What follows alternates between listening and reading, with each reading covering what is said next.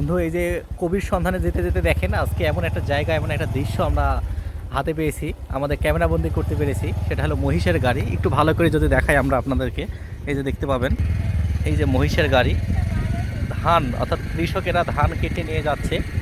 সেই সূর্য একেবারে ডুবা ডোবা অবস্থা, বুঝতেই পারছেন, গধূলি লগ্ন বিকেলে মহিষের গাড়িতে করে ধান নিয়ে যাচ্ছে তারা তাদের গন্তব্যস্থলে। এখন কিন্তু গ্রাম গঞ্জে নবান্নর যে একটা আয়োজন সেটা কিন্তু চলছে। আমি একটু আশেপাশে যদি দেখাই, দেখেন ধান কেটে রেখে দিয়েছে, যাচ্ছে একেবারে মেঠো পথ দিয়ে কাঁচা রাস্তায়, যে দেখতেই পাচ্ছেন মাটির রাস্তা। এই যে বাচ্চারা খেলাধুলা করছে এই মাটির রাস্তা। আপনারা কতদিন থেকে দেখেননি, আপনারা হয়তো বা নিজেরাও জানেন না। ইট পাথরের শহরে থাকতে থাকতে যে মাটির যে একটা রাস্তা হয়, এটা হয়তো অনেকেই জানেনই না যে এরকম এরকম রাস্তা হতে পারে। এটা আসলে বিরল। এই যে আমরা একেবারে গ্রাম এলাকার বাড়িঘর দেখে বুঝতে পারছেন যে আমরা আসলে কোন জায়গা দিয়ে যাচ্ছি।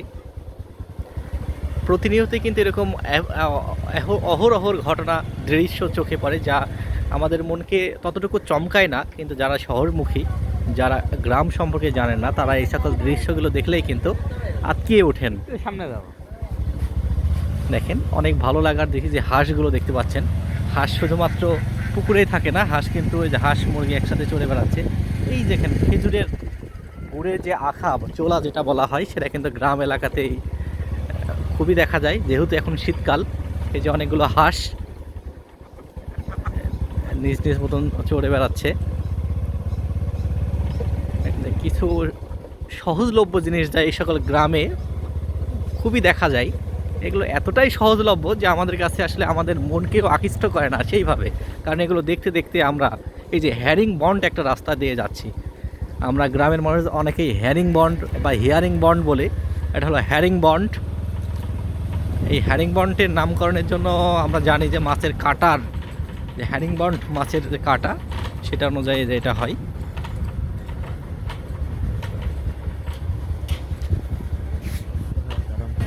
এই যে দেখতে পাচ্ছেন,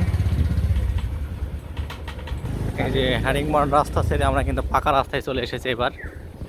এই যে বড়ইয়ের গাছ দেখতে পাচ্ছেন রাস্তার ধারে, টক বড়ই। এই যে বাঁশের ঝাড়, যে বাঁশ বাগানের মাথার উপর দিয়ে চাঁদ দেখা যায় আমাদের গ্রামে। এই যে পাটের শুলা,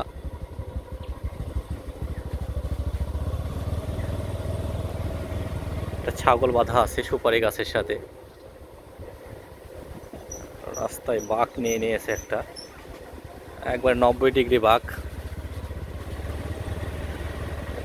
একেবারে রাস্তার ডান পাশেই একেবারে জোলা যেটা বলা হয়, অনেকে ডোবা বলে থাকে, পুকুর বলে থাকে, খাল বলে থাকি, নালা বলে থাকি। এই যে শিক কাবাব বলে আপনারা আবার চমকায় উঠবেন না, এগুলা কিন্তু নন্দা বলা হয়, অনেকে দেলি বলে। এই বিষয়গুলোকে, এই যে এটাকে শিক কাবাব বলে আপনারা আবার চমকায়, মানে চমকায় চমকায় উঠবেন না কিন্তু গ্রামে আসলে। যারা চিনেন না অবশ্যই চিনে থাকেন। এটা রান্নার কাজে ব্যবহৃত করা হয় খড়ি হিসাবে।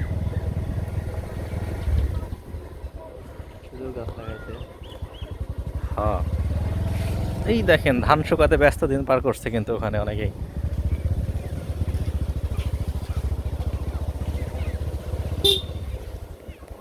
গ্রামের একটা বাজার।